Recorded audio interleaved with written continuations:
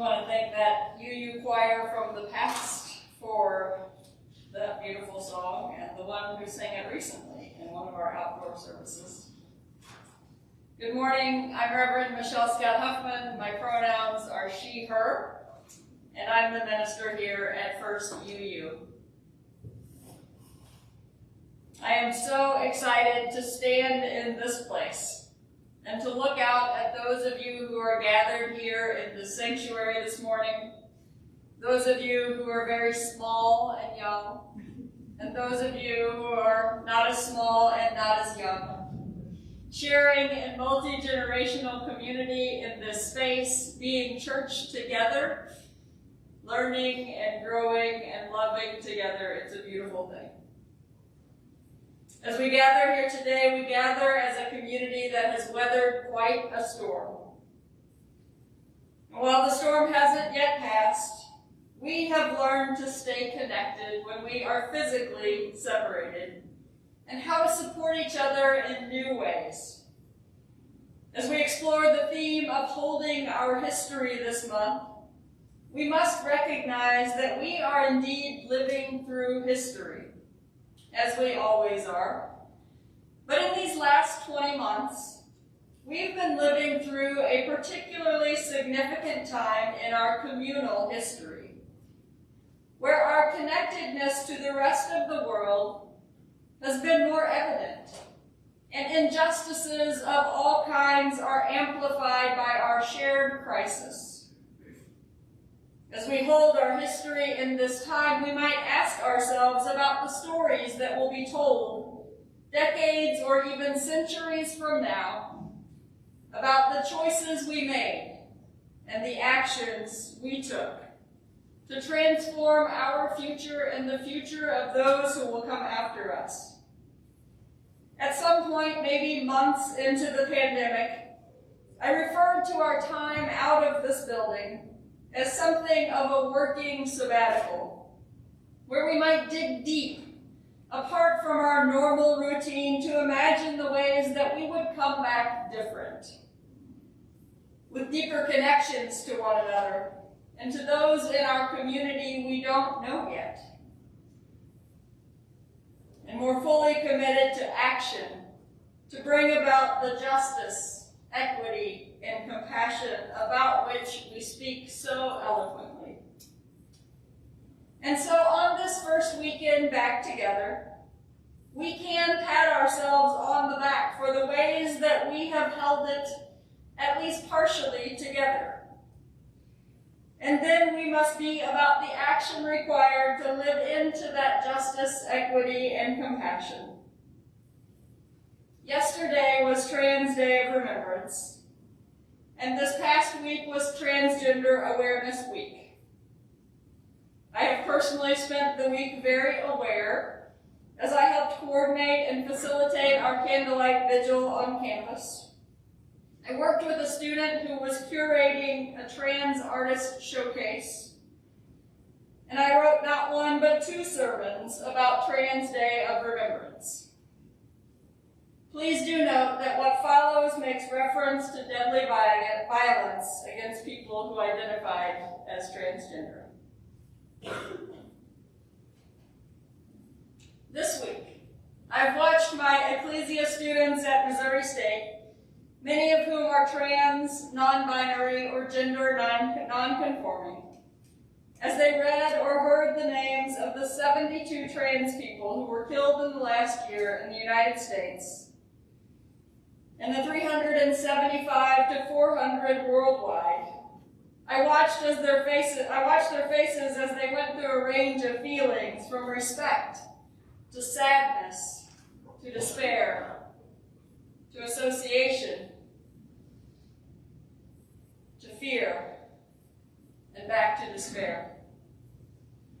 I watched their bodies as they tightened with grief and anxiety, wondering yet again if they are safe, if their friends are safe, and weighing which hell might be easier to walk through: the constant fear of danger from external forces, or the hopelessness of living in authentic authentically and continuing to try and be someone they are not. There were glimmers of hope as well, but they were few, because the reality was that we are ending the deadliest year on record for trans people with no real societal change that would suggest that the numbers will trend down this year. One of those glimmers of hope came when a student read the poem, "We Remember Them," that we heard in the opening words. They read the poem in our worship service Tuesday night and in our vigil last night. And I was moved by their introduction of the poem just as much the second time as I was the first.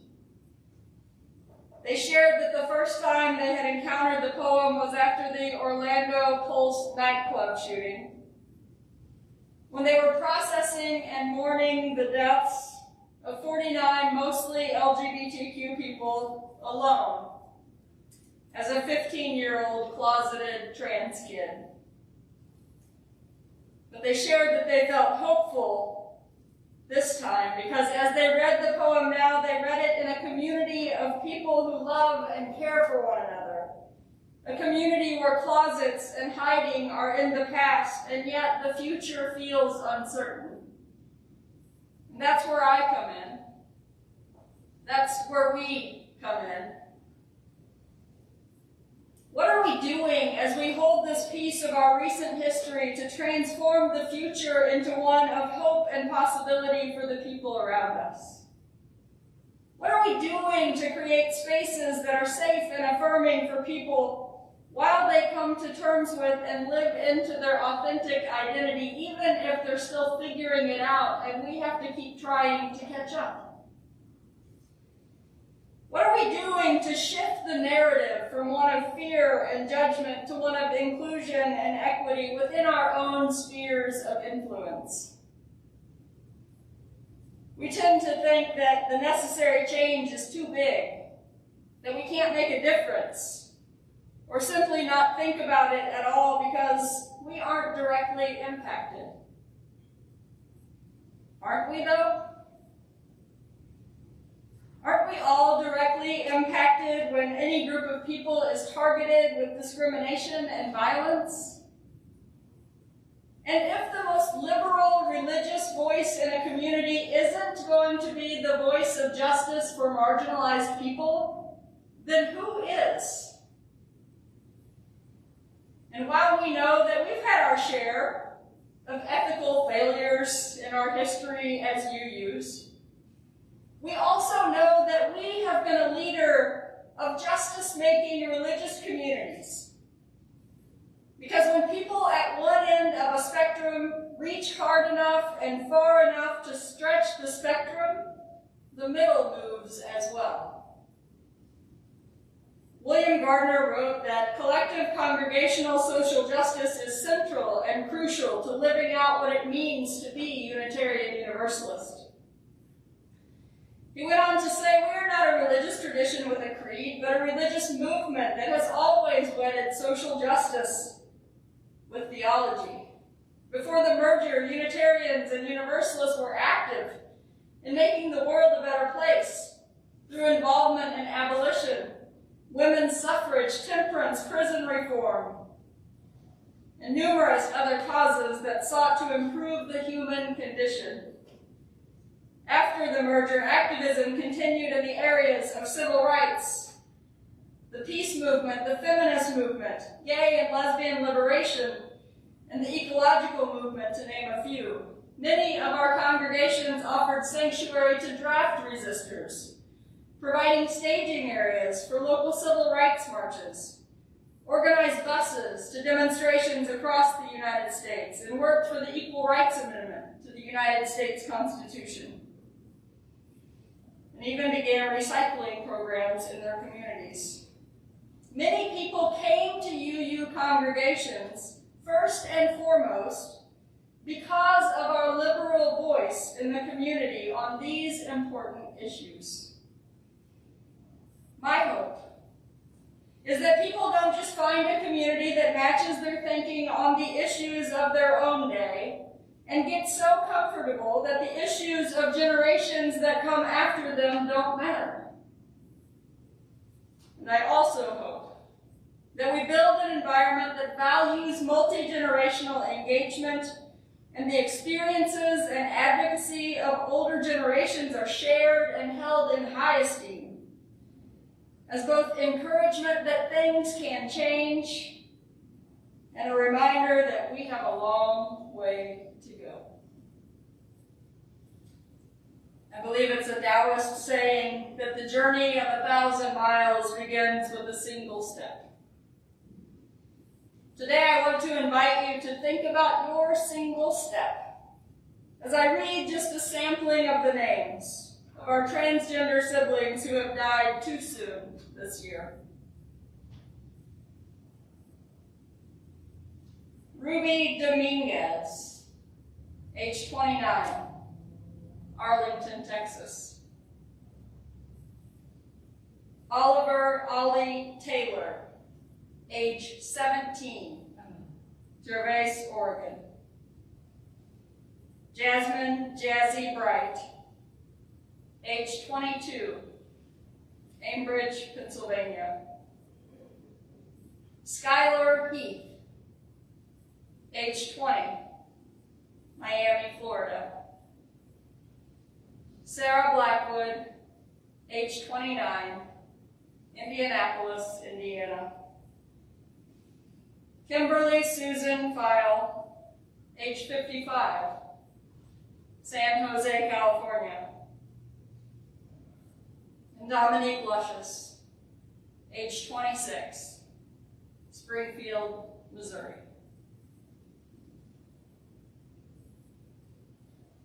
What I just read to you was 10% of the list of people who died in the United States since the last Trans Day of Remembrance.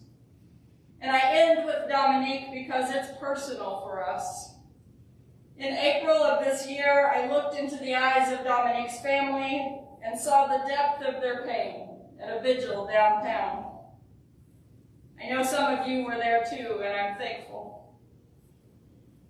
Today, I'm here to ask that we as a community do everything that we can for as long as it takes to build a world where family members and loved ones don't have to feel that pain, and where people can live out their lives being exactly who they are without fear of the consequences of their authenticity. It is a journey of 1,000 miles. And it really does happen one small step at a time. Pronouns matter. Bathrooms matter. Creating truly inclusive spaces without unnecessarily gendered language and enforced gender stereotypes matters. And this is our work. Because we are responsible, aware, and ethical human beings, alive in the deadliest year ever for our trans neighbors. And because we are Unitarian Universalists. And because we live in a world where about 400 children and siblings and parents didn't come home this year because somebody didn't like their gender expression. And we live in a country where 72 best friends of somebody didn't live to celebrate another birthday. And we live in a city where one Dominique Luscious had to be memorialized on the town square when she should have been just getting started.